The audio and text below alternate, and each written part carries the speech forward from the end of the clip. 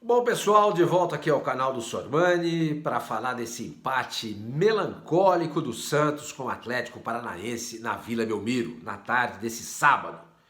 Sábado muito bonito, mas uma Vila Belmiro mais uma vez sem público. Foi o quarto jogo do Santos sem torcida, uma vez que o STJD decidiu punir o Santos com 8 jogos em função dos rojões, sinalizadores que foram lançados em campo na derrota do Santos para o Corinthians por 2-0. E o Santos não pôde, evidentemente, contar com o seu torcedor. Talvez ele pudesse ter dado um pouquinho mais de motivação aos jogadores e eles pudessem se inspirar um pouquinho mais com os gritos que poderiam ter vindo da arquibancada. Mas não tinha ninguém na Vila. E é tranquilo jogar contra um time fraco, contra um time limitado, como é esse do Santos, quando você joga com ele em casa, você tem o apoio do seu torcedor, está jogando no conforto do lar, ou quando você joga contra ele fora e sem torcida. Não é nada. É mamão com açúcar para o adversário. E o Atlético se deu ao luxo de colocar só 3 jogadores titulares em campo. O goleiro Bento, o volante Fernandinho e o zagueiro Thiago Heleno. Os demais 8 atletas que começaram o jogo, todos reservas. Mesmo assim, o Atlético dominou completamente o Santos no primeiro tempo, fez 1-0 com o Pablo aos 30 minutos, numa marcação pressionada, e tomaram a bola do Rodrigo Fernandes. O Fernandinho dá uma ótima assistência para o Pablo. A defesa do Santos estava todinha quebrada em função do avanço dos jogadores, porque a bola estava com o Rodrigo Fernandes e o Santos tentava fazer a transição da defesa para o ataque. Com a defesa quebrada, o Pablo ficou sozinho e fez o gol. Eu até tuitei o seguinte: por que o Santos insiste em querer sair jogando com toques de trás para frente? O Santos não tem jogadores para isso. Os jogadores do Santos são ruins. Tudo é um bando de grosso. É um bando de grosso. O Inocêncio é ruim. O Basso deu para ver hoje também que é fraco, que com a bola nos pés não é um bom jogador. O Alex, idem. O Dodô também. O volante principal do Santos, o Fernandes, é horrível no passe. Dodi caiu muito de produção. Não é mais aquele jogador de quando chegou.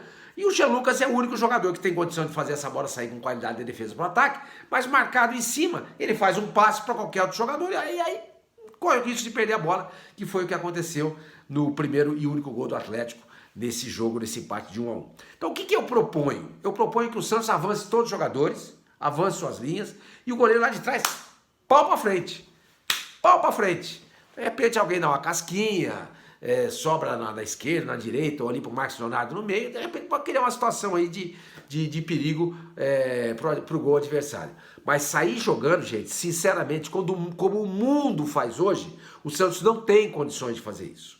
Talvez se o Santos estiver jogando a Série D do Campeonato Brasileiro, dado o nível baixíssimo dos times que disputam a Série D, o que é normal, não há demérito nenhum a eles, se eles estão na Série D, eles não são bons. Concorda? Está na Série D. Talvez na Série D o Santos conseguisse fazer essa transição. Defesa-ataque com toque de bola, com aquela saída organizada, até atingir e desequilibrar a defesa adversária. Mas o Santos não tem jogadores para isso. Não tem.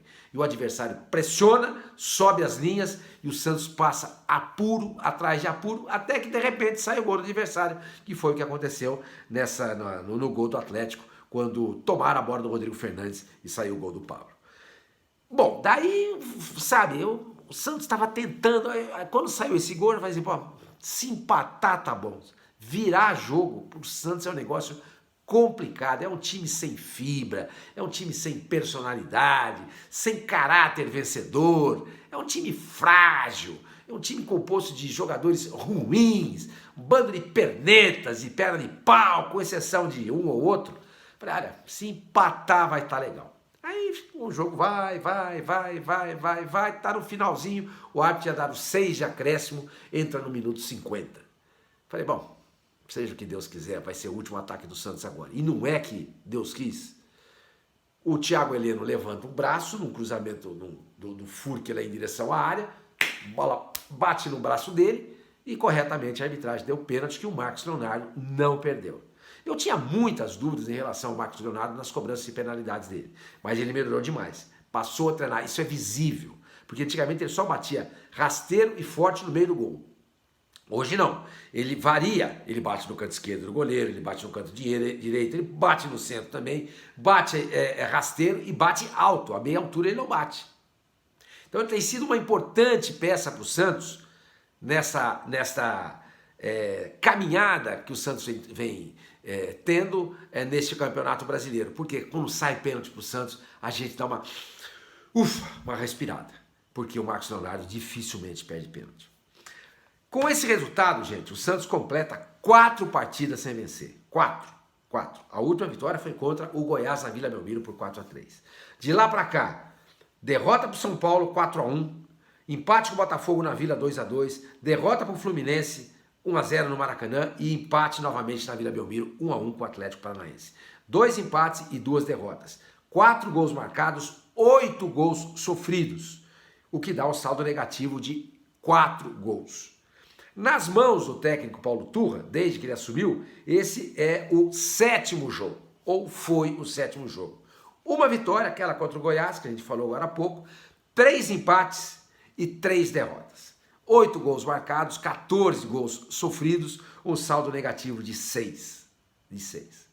Esse empate pode custar ao Santos a entrada no Z4 do Campeonato Brasileiro. O Z4, se você não sabe, é a zona do rebaixamento. Os 4 últimos serão rebaixados ao final da competição. O Santos não entrou ainda no Z4 do Campeonato Brasileiro. Não entrou na zona do rebaixamento. Mas nesse momento o Santos soma 18 pontos. Goiás vai jogar em casa contra o Fortaleza. Nesse momento que eu estou gravando o vídeo, ele está jogando. E amanhã o Bahia recebe o América Mineiro, frágil América Mineiro, que é o vice-lanterna do campeonato, vai receber lá em Salvador. Para o Santos não entrar no Z4, um desses 2 times não pode vencer. Porque se o Bahia vencer o América amanhã, ele chega nos mesmos 18 pontos do Santos, atinge as mesmas 4 vitórias do Santos, mas ele vai ter um saldo que ele ganhe por 1 gol de diferença. Aí o saldo negativo dele é de 7, o Santos tem um saldo negativo de 8. Tá? Então aí ele iguala, mais no saldo de gols ele deixa o Santos para trás. Se o Goiás vencer o Fortaleza, ele vai a 19 pontos e fica com 1 ponto a mais que o Santos. Então um desses 2 times não pode vencer nessa rodada, para o Santos não entrar no Z4 do Campeonato Brasileiro. Será que vai ser assim até o final? O Santos, de maneira melancólica e capenga, deixando de construir vitórias e somar pontos importantes e depois passando a torcer por outros adversários? Muita gente fala assim, olha só, mano, eu acho que o Santos não cai porque tem time pior. Tem time pior que o Santos? Talvez o Vasco. Os demais são piores do que o Santos? O América Mineiro é pior que o Santos? Vocês estão vendo o campeonato da Copa Sul-Americana que o América vem fazendo? Vocês viram o jogo que o América fez contra o Flamengo no Rio de Janeiro? O Flamengo hoje desempenha em campo mais do que o Santos. Mais do que o Santos. Mas vamos colocar o América, então, já que você está fazendo biquinho porque não gostou dessa observação que eu fiz. O Coritiba tem 14 pontos, tem 4 a menos que o Santos.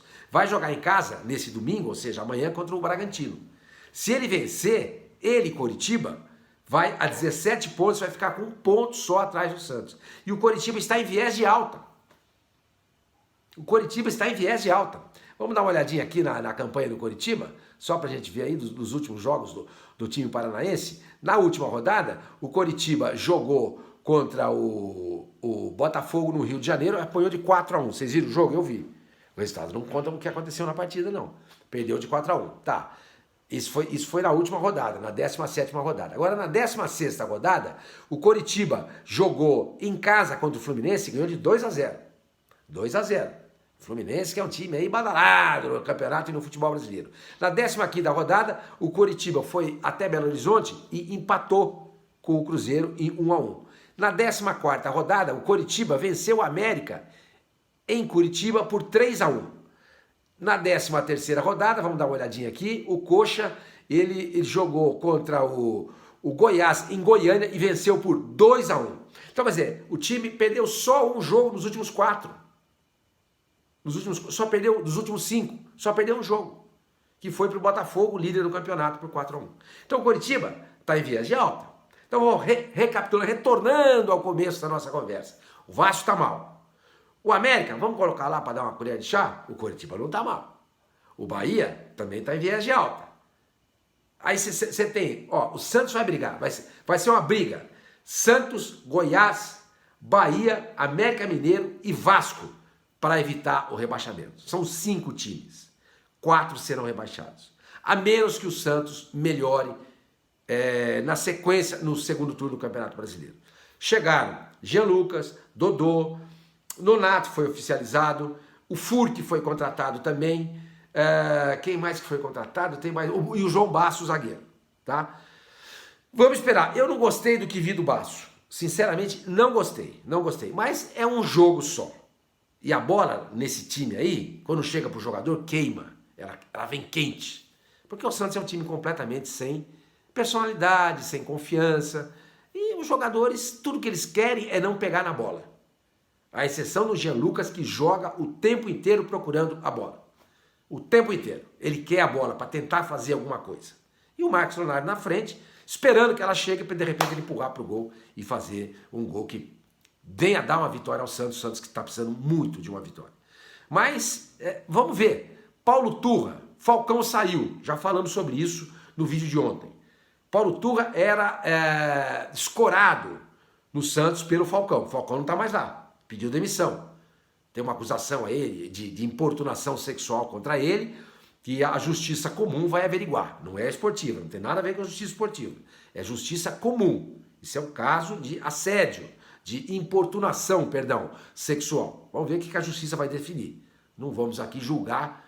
Primeiro, não vamos aqui descredibilizar a denúncia da moça. E nem vamos condenar o Falcão. Isso é algo que a justiça tem que decidir, tem que decretar. Mas eu dizia, o Falcão saiu, será que o Turra fica? Se o Turra não ficar, quem vem? Bom, o presidente Rueda já falou que para o lugar do Falcão não vem ninguém. Então vai ficar ele e o Caravete, acho que é isso, Caravete, não me lembro. O Caravete, uma coisa, eu nem sei nem quem que é. Vão ficar lá. No Santos ele não quer contratar ninguém porque está de fim de mandato. Agora, se for mandado embora o Paulo Turra, com o empate de hoje ele não vai ser mandado embora, creio eu. Mas se for mandado embora, digamos, quem é que vai aceitar? E tem que pagar a multa para o Paulo Turra. Você não vai conseguir fazer um contrato, por exemplo, com o Rogério Ceni da vida, de 4 meses. Não faz. Você vai fazer um contrato de 1 ano? Pode ser. Agora, assume um novo presidente. O cara fala assim, não, eu não quero. Eu, por exemplo, se eu assumisse, não, meu técnico não é o Rogério Ceni. Não é o Rogério Ceni. É o que eu vai mandar embora. Mais uma multa que você tem que pagar. Mais uma multa. Então, gente, sem Falcão não vem ninguém para o lugar dele. Se o Paulo Turra sair, não vejo horizonte para o Santos, sinceramente.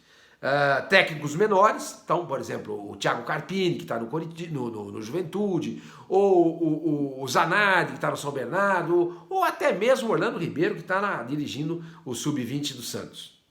É o que vai sobrar. A gente tem que rezar demais. Torcer demais. O Santos, na próxima rodada, vai jogar contra... Deixa eu ver aqui, gente. Acho que é o Grêmio na Vila Belmiro, se eu não estou enganado. Deixa eu dar uma olhadinha. É a 19ª e última rodada. Não é contra o Grêmio, não. O Santos vai jogar contra o Fortaleza, lá na capital cearense. 3 jogadores estão de fora. Lucas Lima, o goleiro João Paulo e o Mendonça. Esses 3 jogadores tomaram o cartão amarelo.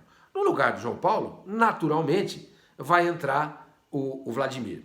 No lugar do Lucas Lima, se tiver condições de jogo, acho que vai entrar o Nonato. E no lugar do Mendonça, quem poderia entrar? Não sei. Sinceramente, talvez colocar uma dupla de frente lá com o Marcos Leonardo e o Bruno Furque. Ou o Júlio Furque. Seria mais ou menos isso. Mas é uma situação muito complicada, gente. Enfim, já falei demais, tá? Se inscrevam aqui no canal, dê seu like e acione o sininho para saber quando é que a gente solta um novo vídeo. Tá bom? O sábado não foi de todo estragado pelo Santos, porque o empate veio no finalzinho. Mas se a gente for pensar no que era necessário, o empate não foi nada legal.